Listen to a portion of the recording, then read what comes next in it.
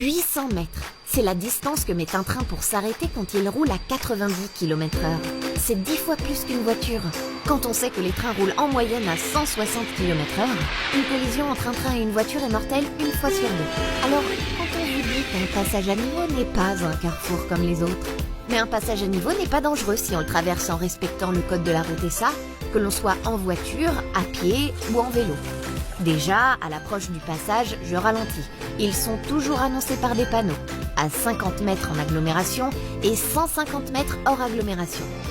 Devant un passage à barrière, je m'arrête dès que les feux clignotent ou que le signal sonore retentit. Le code de la route accorde la priorité absolue au train. Et après le passage du train, j'attends que les barrières soient bien relevées pour redémarrer.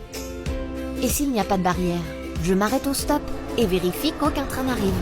Parce qu'on vous rappelle encore qu'un train peut en cacher un autre. Et quand je suis prêt à le traverser, je m'assure que la voie est dégagée et que j'aurai le temps de passer.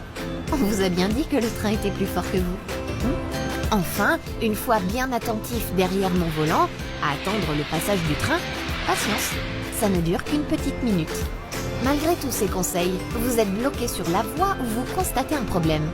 Alors, il y a plusieurs choses à faire. Enfoncer les barrières, elles sont cassables, pour dégager la voie avant que le train n'arrive. Ou, si pas le temps, évacuer la voiture et se mettre à l'abri sur le côté. Dans tous les cas, le bon réflexe, c'est d'alerter la SNCF avec le téléphone à côté du passage à niveau.